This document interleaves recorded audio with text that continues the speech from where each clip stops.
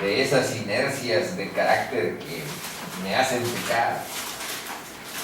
Te lo pido por Jesús, Señor, ilumíname para poder abrir tu palabra. En su nombre, en el nombre de Jesús te lo pido. Amén. Amén. Ándale. Bien, hermanitos, estamos en el capítulo 1 de Romanos. No hemos avanzado mucho porque este es un libro profundamente doctrinal que hay que ir enfocando para profundizar en su contenido, para edificarnos lo más posible en la comprensión, en el discernimiento. Necesitamos más que nunca, dependemos más que en otras ocasiones que vemos pasajes históricos, dependemos de la presencia del Espíritu de Dios en nuestra vida. Por eso nuestra insistencia, sin Él puede resultar desértico cualquier estudio. Miren, aquí estos 7 versos son los que vamos a ir todavía revisando y van a ver otras razones por las cuales amerita que hagamos estas profundizaciones, estos análisis, este estudio. Primero, en estos versos está Pablo saludando a la iglesia de Roma. Es la carta a los romanos.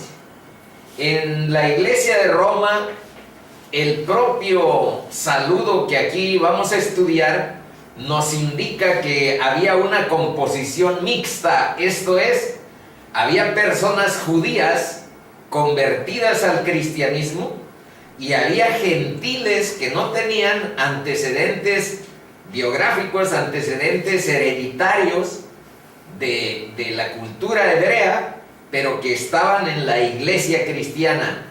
Bueno, dice: Pablo, siervo de Jesucristo, llamado a ser apóstol, apartado para el evangelio de Dios. Ahí ya hay un tema, ya hay un aspecto sobre el cual estamos subrayando este concepto, porque ya vimos siervo, ya vimos eso de llamado a ser apóstol, pero ahorita aquí enfrente dice que ustedes vean que habla de un evangelio de Dios. Entonces, ahí en el comentario enfrente dice que por ende, esto que estamos leyendo, evangelio de Dios, no fue originado ni concebido por Pablo, ni por ninguna persona de carne y sangre. El evangelio es de Dios, es un mensaje que procede de Dios, pertenece a Dios. La tercera viñeta se relaciona con el versículo 3. El 2 dice que Él había prometido antes por sus profetas en las Santas Escrituras. El jueves anterior vimos cómo desde Génesis Dios está diciéndole a Abraham que en su descendencia serán benditas todas las naciones de la tierra, dice en una parte, y en otra dice todas las familias de la tierra en tu descendencia. Aunque tiene otro nombre, ¿cómo dijo? En su ¿qué?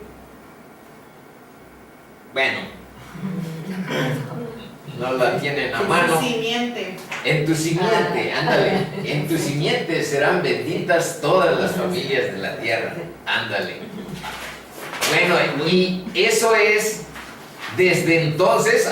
Pero el primer versículo que habla del plan eterno de Dios para redimir al mundo es Génesis 3:15, que dice que le está diciendo Dios a la serpiente que ella le herirá en el calcañar, pero el hijo de la descendencia de la mujer, la simiente de la mujer, le aplastará la cabeza. Más o menos eso dice Génesis 3:15, y por eso dice aquí Pablo que él había prometido antes por sus profetas en las Santas Escrituras. Entonces está desde Génesis. Aquí hemos visto el capítulo 53 de Isaías, a donde casi dice Jesucristo, tantos detalles que pasaron y que fueron anticipados 700 años de la venida de Jesús. Bueno, con versículo 3, y habla de que el Evangelio de Dios, prometido con anterioridad por los profetas en las Santas Escrituras, se referían ¿a quién? Versículo 3. A Cristo. A Cristo, a su Hijo, nuestro Señor, que era del linaje de David según la carne. Esta es una explicación que quiere decir que tenía derecho consanguíneo al reinado, que era legítimamente un heredero al trono, que fue declarado hijo con poder según el Espíritu de santidad. El jueves anterior vimos que aquí, en estos 3 versos, aparece el Padre, aparece el Hijo y aparece el Espíritu Santo, en estos 4 versos. Pero ahorita estamos revisando esto. Dice que la suma y sustancia del Evangelio de verdad, así se llama en algunas ocasiones. Hoy vamos a ver también que se llama el Evangelio de la paz, pero también se llama Evangelio de verdad, o Evangelio de Jesucristo. La suma y sustancia del Evangelio de verdad es el Hijo. Eso hay que ver. Y su contenido, eso es muy importante, vean esta parte. Su contenido no es lo referente a su historia, estamos hablando de Cristo y sus dichos, sino que es el anuncio, aquí está más focalizado, más centrado, sino que es el anuncio feliz de la salvación que Dios provee para todos los que creen en Cristo. Ese es el filo del Evangelio. Entonces, estamos hablando no de un Jesús genérico, aunque obviamente todo comprende, por eso los evangelios de Mateo, de Lucas se llaman así, evangelios. Pero estamos aquí tratando de focalizar, de cantar, destilar los aspectos cruciales de esta verdad bíblica.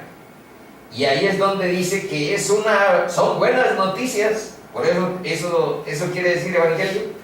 Es un anuncio feliz de la salvación que Dios ha provisto para los hombres mediante el mandar un cordero que llevara los pecados de todos nosotros.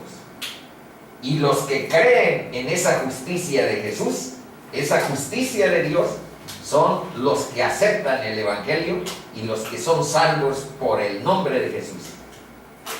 Aquellos que reciben, dice, y aceptan el Evangelio, descubren que la verdadera fe, la que salva, es sin obras de justicia que nosotros hubiéramos hecho. Ahí casi es textual de lo que dice Tito 3, a donde dice que no es por obras de justicia que nosotros hubiéramos hecho, sino por su misericordia, por la regeneración en el Espíritu Santo, por la regeneración y por la renovación en el Espíritu Santo, dice, si no mal recuerdo. La fe no existe. Esto tiene que ver con el versículo 5. Vean lo que dice el 5.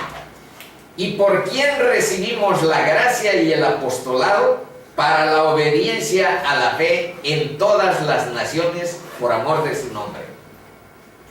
Bueno, aquí tiene ya una implicación la recepción de la gracia.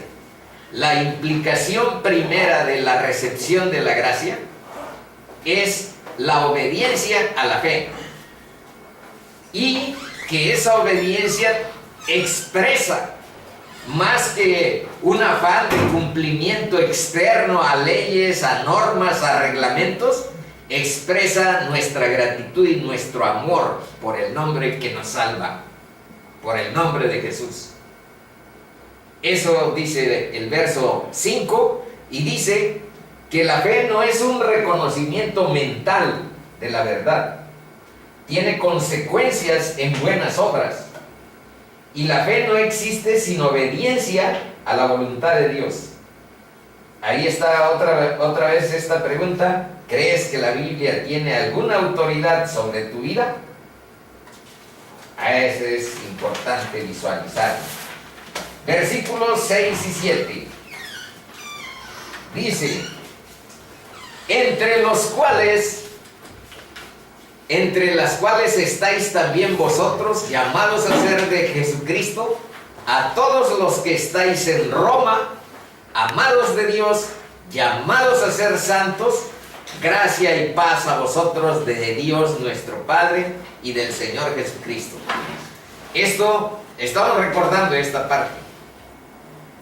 Sacamos aquí que hay 3 llamados a ser de Jesucristo, a ser amados de Dios, a ser santos.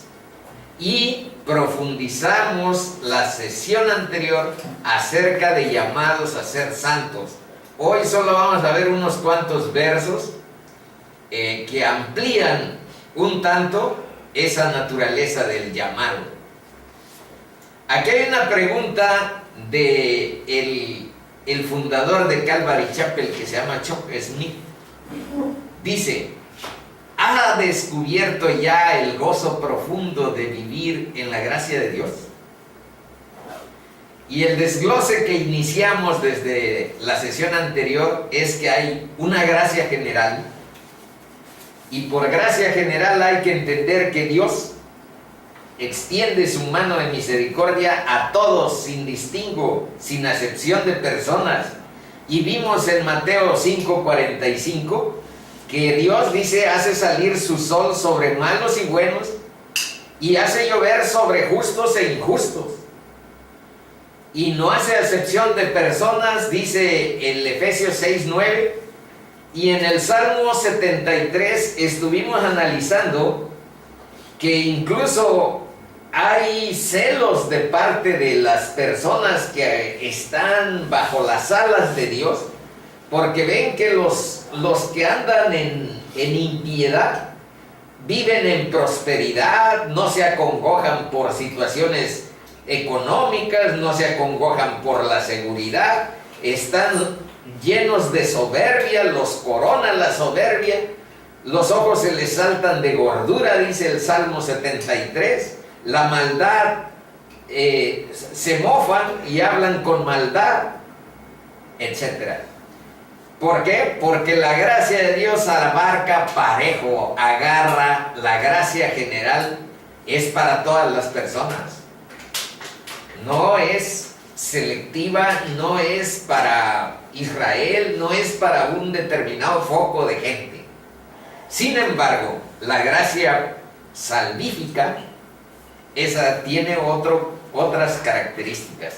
En Efesios 2:8 vimos que por gracia somos salvos por medio de la fe. Ahí ya implica un componente importante. Pasar de esta gracia general a la gracia salvífica implica el arrepentimiento para con Dios y la fe en nuestro Señor Jesucristo. Implica la fe. Y en Salmos 73 vimos el mismo que aquí se estaba quejando de por qué Dios hace progresar a los malos o los deja progresar. Ahora en el mismo Salmo 73 dice que era como una bestia que no veía, que tú me estás llamando a tu gloria, me tomas de la mano derecha, dice, me guías según tu consejo y me recibirás en gloria. ¿A quién tengo yo en los cielos? Bueno, ya no voy a leer otra vez el Salmo 73, aún con lo hermosísimo que es. Y también vimos sobre Tito 3, 4 al 7, algo que por ahí anteriormente ya pasó, donde dice que hemos sido salvos no por obras de justicia que nosotros hubiéramos hecho, sino por su misericordia, por el lavamiento de la regeneración y por la renovación en el Espíritu Santo. Bueno, eso para recordarles. Y para santificación, esa gracia sirve para salvarnos y para santificarnos, y procedemos de una gracia general. ¿En dónde está explicado eso de la santificación? Pasen a la página 3. Ahí solamente veremos 3 versos que se refieren. El primero es de la segunda de Pedro, capítulo 1, del 4 al 7, dice: para que por ellas llegaseis a ser participantes de la naturaleza divina, habiendo oído de la corrupción que hay en el mundo a causa de la concupiscencia. Vean que ahí santificación implica tener cierta barrera, cuidar nuestro corazón, haber huido de la corrupción que hay en el mundo a causa de la concupiscencia. Dios no pide que esa distancia que tomes con el mundo sea tal que te enclaustres y que te encierres en un convento o en un claustro. Porque en muchas partes, en partes sustanciales de la palabra dice que nosotros somos luz. No puedes estar metido en un claustro cuando necesitan los demás ver tu luz. El evangelio no solo se predica con palabras, esencialmente y más poderosa es nuestra voz cuando ven nuestras actitudes y nuestros comportamientos los demás. Y entonces somos luz y sal de la tierra. Somos luz del mundo y sal de la tierra. Pero de todas formas nuestro corazón necesita estar marcado con esa separación, esa santidad, habiendo huido de la corrupción que hay en el mundo a causa de la concupiscencia.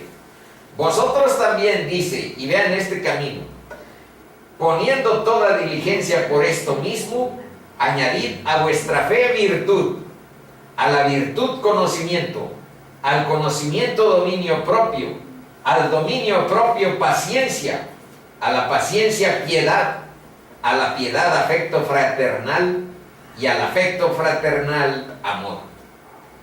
El mismo Pedro, pero en su primera carta, tiene este dicho que es demasiado contundente, demasiado claro acerca de cuáles son las implicaciones de la gracia en nuestra vida. Nadie discute ni nadie cuestiona, ni siquiera por un momento, que nuestra salvación no sea por la gracia de Dios. Lo que aquí estamos tratando de visualizar es qué implica en nuestra vida, cómo se presenta, cómo se traduce esa gracia. Primero, pues regresándonos de nuestro pecado, empoderándonos, pero también en esto dice Pedro, sino como aquel que os llamó, sed también vosotros santos en toda vuestra manera de vivir. Y más adelante, ahorita en la página 4, vamos a ver un esquema que me ha costado 3 años y medio clarificarlo. Es de mi autoría hasta ahora. Cuando no es así, les pongo de más o menos, como más adelante van a ver alguna cita de dónde proviene. Pero la santidad no es opcional para quien camina siguiendo a Cristo. Pero ya aquí hemos esclarecido que no es la santidad que estamos acostumbrados a conceptualizar, a pensar en ella como las tradiciones religiosas nos han enseñado. La santidad bíblica es de otra naturaleza. Ahí más adelante el propio esquema les va a ayudar a visualizarlo, no nada más a conceptualizar. Dice, en toda vuestra manera de vivir, porque escrito está, sed santos, porque yo soy santos. Y vean a dónde está el mandamiento que no deja dudas sobre que no hay manera en que tú digas, pero es opcional. Eso es cuando la ley, no es cuando ya estamos en el tiempo de la gracia. Vean lo que dice, está en Hebreos 12:14. Dice, seguid la paz con todos. Y yo eso es lo que infringí esta semana. En vez de mansedumbre y paz, contendí por defender unas teorías, bueno, una investigación que hice sobre el discipulado. Con otros hermanitos. Bueno, con otros. Por eso mi insistencia en pedir perdón a Dios. Pero no es la primera vez. Seguid la paz con todos y la santidad. Ahí está, sin la cual nadie verá al Señor. Entonces importa ver a qué se refiere ese concepto. Y aquí está mi esquema, miren. El que me ha costado más o menos estudio de 3 años. No estoy presumiendo, pero casi. Dice. Cuidaos. No es. Gloriarte. No es. La gloria que sea para mi Dios. Yo no necesito. Esta es la composición del carácter cristiano. En el centro de tu corazón, en el centro de tu ser, en el centro de tu vida, Dios te pone el Espíritu Santo.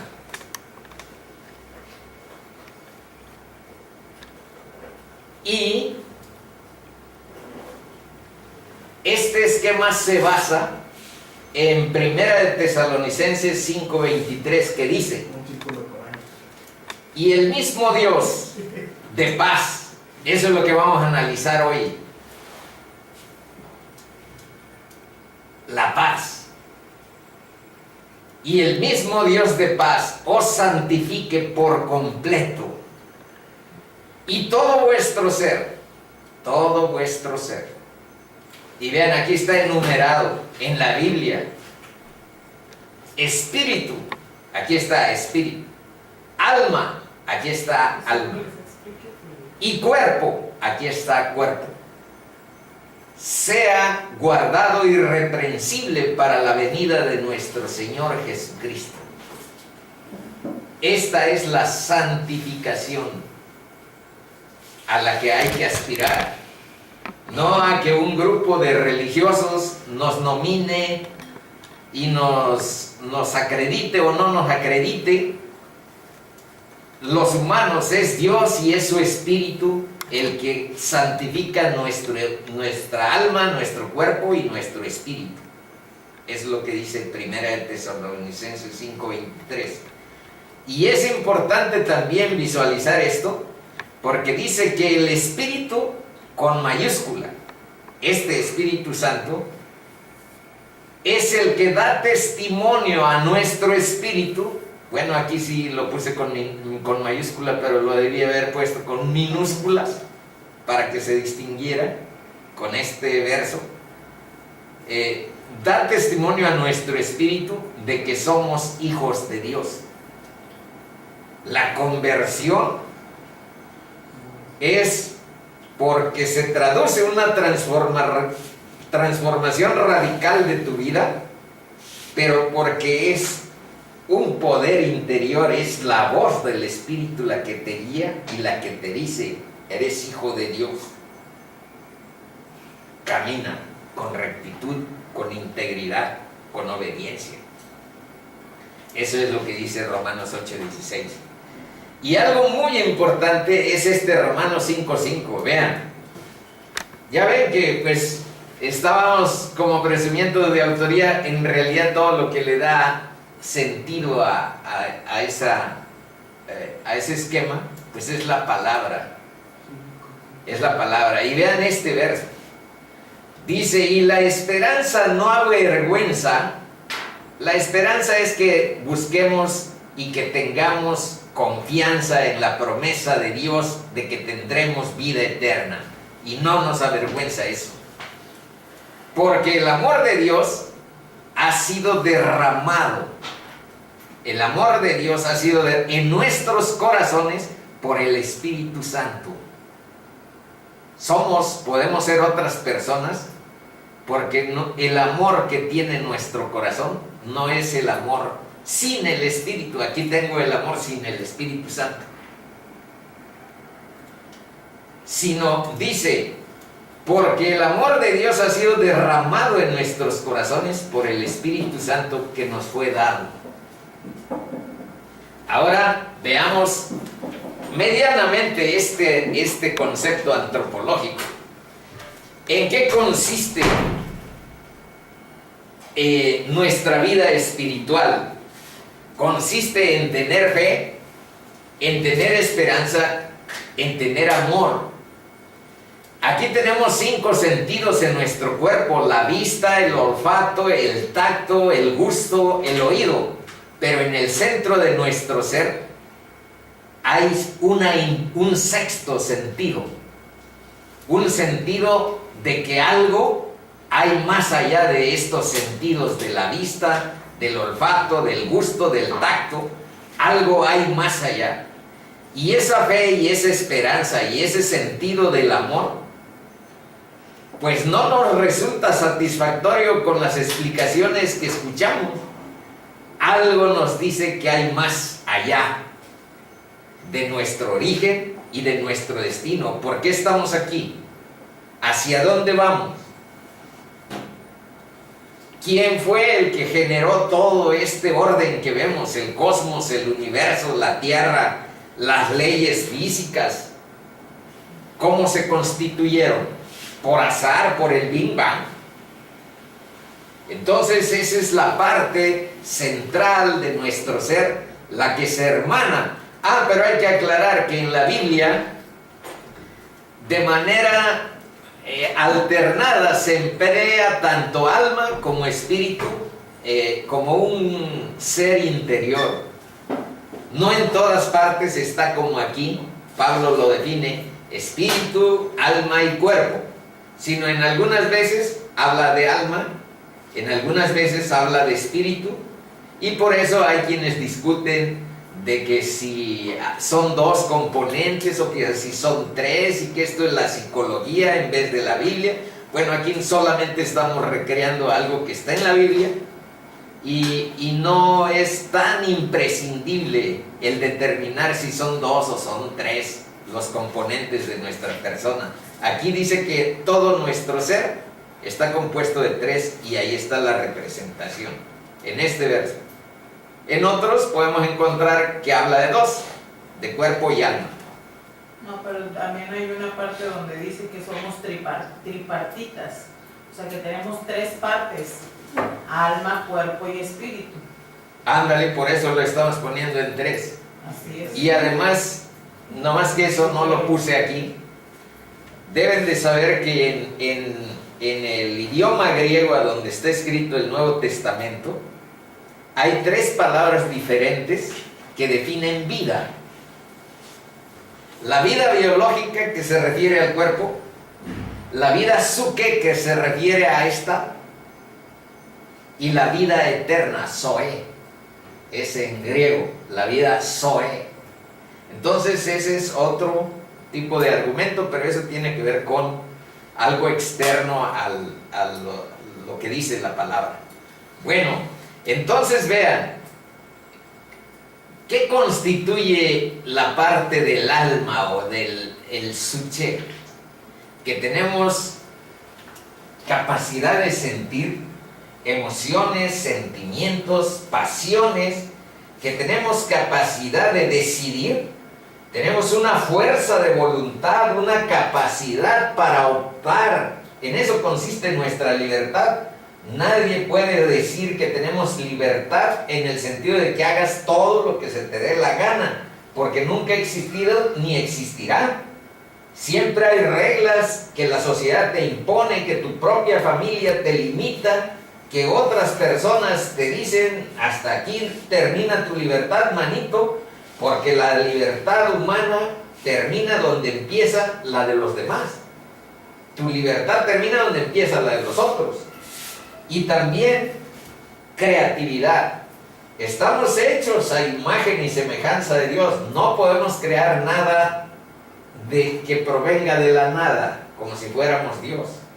Eso no.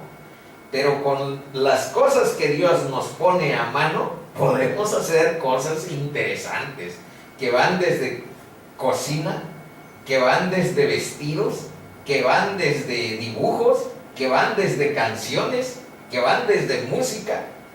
En todo ponemos nuestro ingrediente de creatividad. Bueno, en este esquema hay algo de eso que estamos hablando. Además, pues los psicólogos se han llevado esta palabra para sacar de ahí la psique, la vida psicológica. Ya en lo que concierne a cuerpo, pues ya hemos mencionado algo. ¿Cómo vivimos sin el Espíritu Santo? Bueno, con lo mismo que acabamos de ponerles acá, exactamente con lo mismo. Pero sin poder, vivimos solo en la carne y vivimos con cierta moralidad. Porque aún sin el Espíritu Santo tenemos cierta fe, tenemos cierta esperanza, tenemos cierto amor y podemos educar las emociones. Podemos aprender la cortesía, la amabilidad, el amor fraterno, la fraternidad.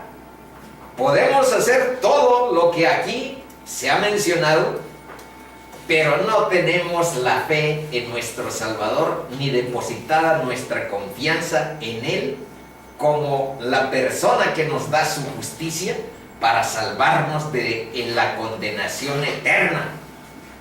Entonces, ciertamente sin el Espíritu no hay gracia ni hay paz.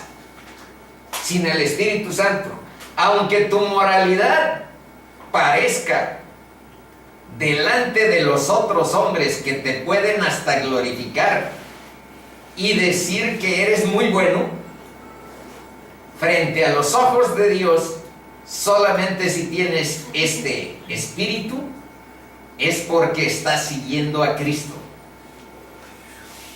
Entonces, el cristianismo cultural, hay que tener cierta distancia con el cristianismo cultural si es que no has ido con Jesús y estás siguiendo sus caminos. Porque el cristianismo cultural, pues, educa tus emociones, tus sentimientos, tus pasiones, tu racionalidad, tu praxis y todos estos componentes que estamos viendo.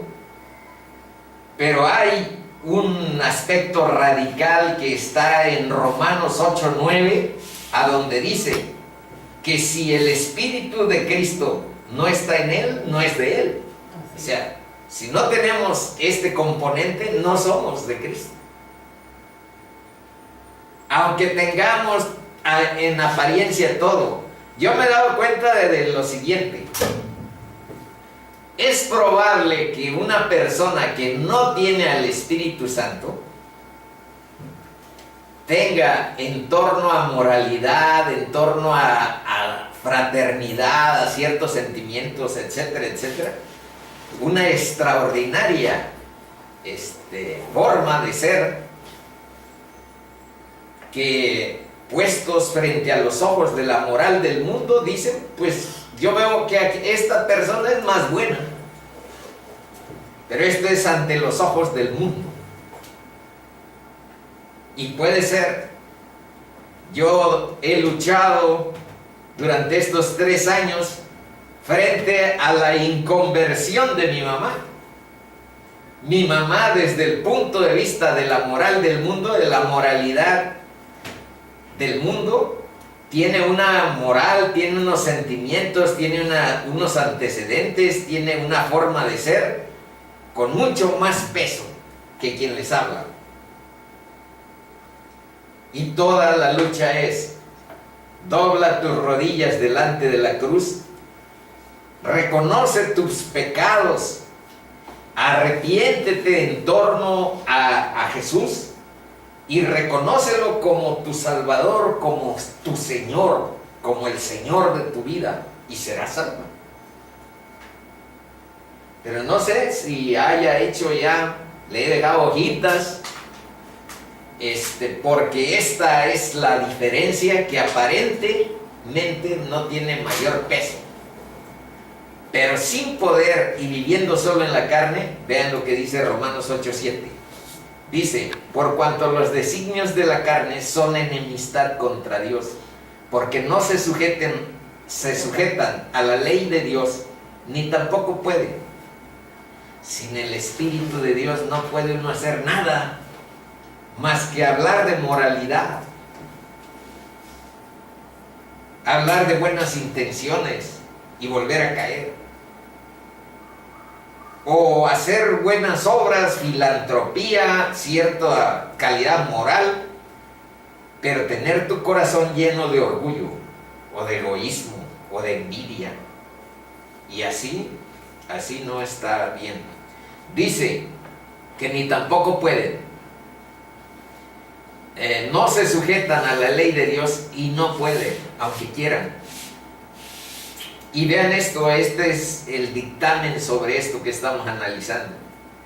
Y los que viven según la carne, y si no tienes el Espíritu Santo en el centro de tu corazón, pues vives según tu carne.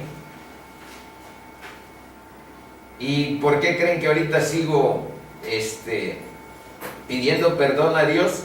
Porque de todas maneras seguimos siendo carne. Contristamos al Espíritu Santo cuando no nos sometemos ni nos rendimos completamente a Él, porque siempre permanece esa pulsión de nuestra carne para que se vaya por otros lados. Y los que viven según la carne no pueden agradar a Dios. Ese es el punto. Bueno, ¿qué es paz?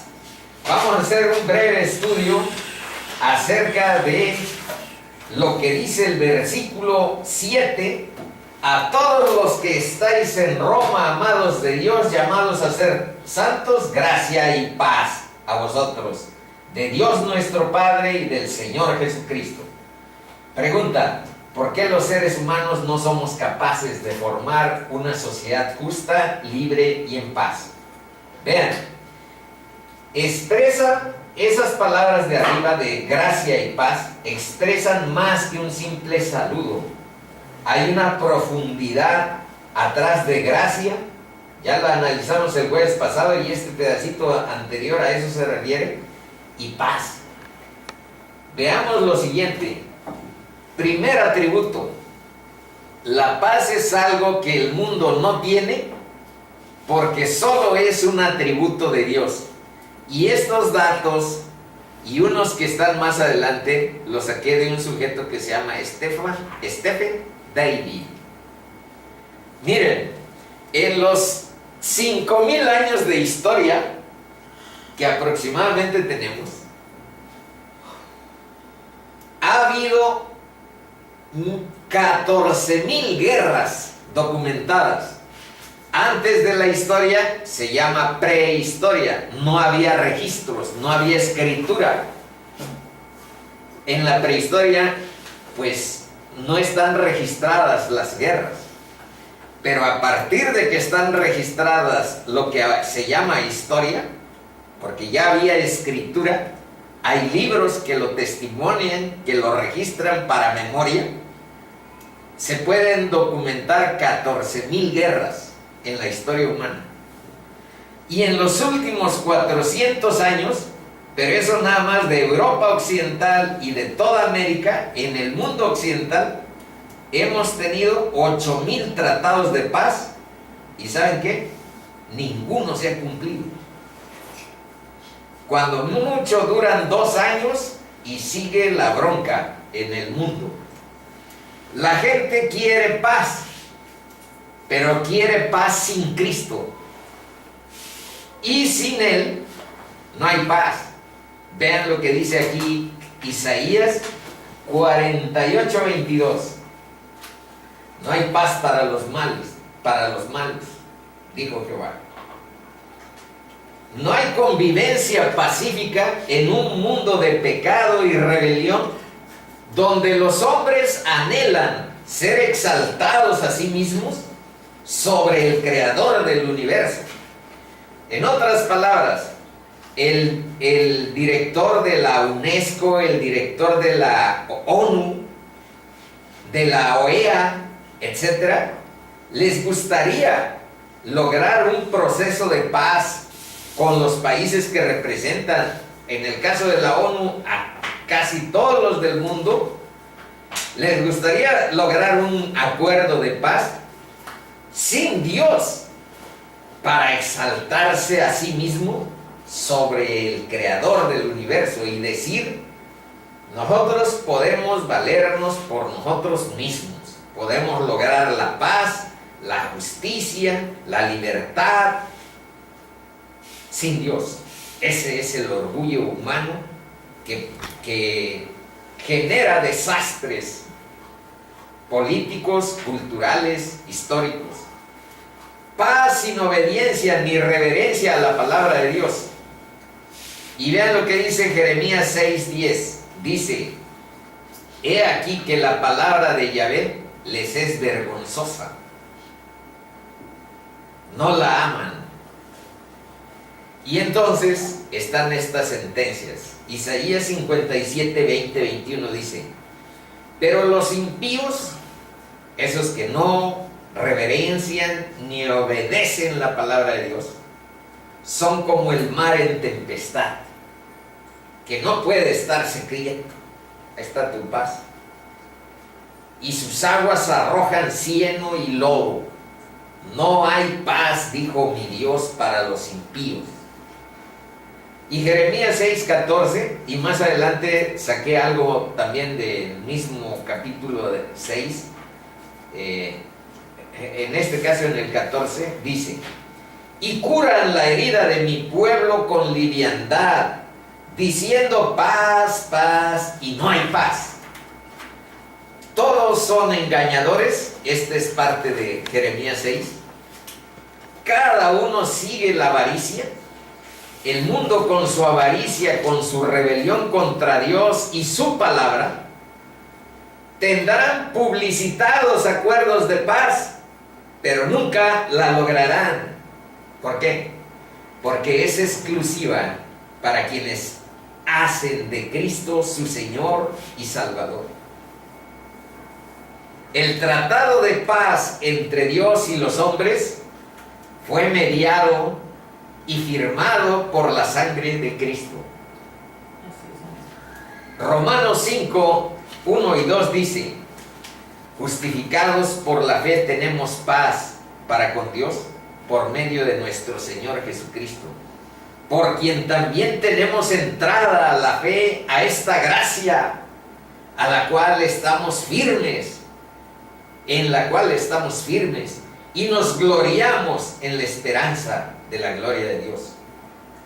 Y en otra parte, en Juan 20, vean lo que dice: cuando llegó la noche de aquel mismo día, el primero de la semana, estando las puertas cerradas en el lugar donde los discípulos estaban reunidos, por miedo a los judíos. Vean dónde estaban los discípulos: encerrados, reunidos, por miedo a los judíos. Y ahí donde estuvo, vino Jesús, resucitado. Y puesto en medio les dijo: vean qué tipo de mensaje es el de Cristo. Paz a vosotros. Antes, por ahí les puse que desde el punto de vista de la palabra en hebreo shalom, no nada más implica, digamos, que ausencia de conflicto, que sí la implica, la paz, pero indica plenitud de vida. La paz hebrea no nada más es ausencia de conflicto, sino vivir en plenitud con la presencia gloriosa de Dios en tu vida. Es algo poético y hermosísimo y de gran valor. Eso les estaba diciendo Jesús a estos chicos. Les estaba diciendo: paz a vosotros, plenitud de la presencia de Dios en tu vida. Y cuando les hubo dicho esto, vean lo que les dijo: pero esta paz, esto es lo que estoy explicando, pero concéntrense en esta parte. Cuando les hubo dicho esto, ¿qué les dijo? Paz a vosotros. Les comentó, ¿saben qué, chicos? Pero esta paz que les estoy dando ha costado carísima. Les mostró las manos y el costado,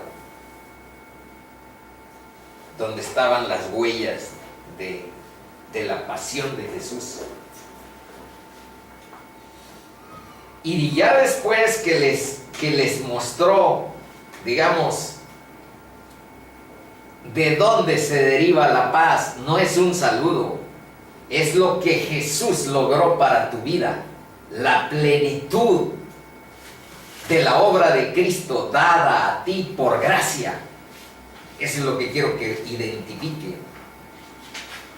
Les mostró las manos y el costado, y los discípulos se regocijaron viendo al Señor.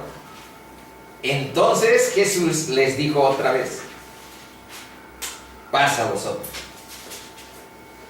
Pero ahora ya los habilita, los capacita, los saca de su postración, porque acuérdense que están reunidos, encerrados y con miedo de que los judíos los anden persiguiendo. Entonces Jesús les dijo: chicos, tienen mi presencia y la plenitud mía en sus vidas. Paz a vosotros. Y les dio ya: como me envió el Padre, así también yo os envío. Segundo, la paz es también la declaración del Evangelio, y la recibes en el mismo momento que lo aceptas, que aceptas el Evangelio, recibes la paz. La raza humana puede tener paz con Dios. Y vean a dónde dice eso. Efesios 6:15. Y calzados los pies con el apresto del Evangelio de la paz. Y en Efesios 2:17, 19 podemos leer lo siguiente: y vino y anunció las buenas nuevas de paz a vosotros que estabais lejos y a los que estaban cerca, porque por medio de él los unos y los otros tenemos entrada por un mismo espíritu al Padre. Así que ya no sois extranjeros ni advenedizos, sino conciudadanos de los santos y miembros de la familia de Dios. Colosenses 1. Por cuanto agradó al Padre que en él, en Cristo, habitase toda plenitud, y por medio de él, fíjense a dónde está el sustento de nuestra paz, reconciliar consigo todas las cosas, así las que están en la tierra como las que están en los cielos, haciendo la paz mediante la sangre de su cruz. Eso siempre a la nueva civilización les cose, le da urticaria leer esta parte que dice: haciendo la paz mediante la sangre de su cruz. ¿Y por qué da urticaria? Porque no todos, quien tiene orgullo espiritual piensa que no era tan necesario que hubiera sangre, que hubiera muerte, que sus pecados eran chiquitos. Eso es lo que está en síntesis, como prejuicio para evitar estos pasajes que hablan con esta crudeza, con esta profundidad acerca de cuál es el fundamento de nuestra justicia, de nuestra reconciliación, de la paz que podemos tener con Dios. La paz mediante la sangre de su cruz. Y a vosotros también, que erais en otro tiempo extraños y enemigos en vuestra mente, haciendo malas obras, ahora os ha reconciliado en su cuerpo de carne por medio de la muerte, para presentaros santos, fíjense bien, y sin mancha e irreprensibles delante de él. Y en Santiago 4:4 hay también algo relacionado con este punto. Dice: oh almas adúlteras, ¿No sabéis que la amistad del mundo es enemistad contra Dios? Cualquiera pues que quiere ser amigo del mundo se constituye enemigo de Dios. Y ahorita que estamos viendo que el Evangelio es también una noticia, una declaración de paz, deben de saber esta parte. Lo opuesto a la paz con Dios es la condenación y la ira de Dios. El Evangelio es una promesa, es un fundamento de la paz, con todo lo que estamos hablando y leyendo, pero también es una advertencia. Y aquí es donde veo a algunas personas que conocemos y que hemos ido con mi esposa a evangelizar, a procurar su conversión. El orgullo espiritual. Al orgullo espiritual le cuesta entender la salvación por gracia. ¿Por qué? Porque las religiones nos han enseñado y nuestra tendencia natural es a ganárnosla por nuestro mérito.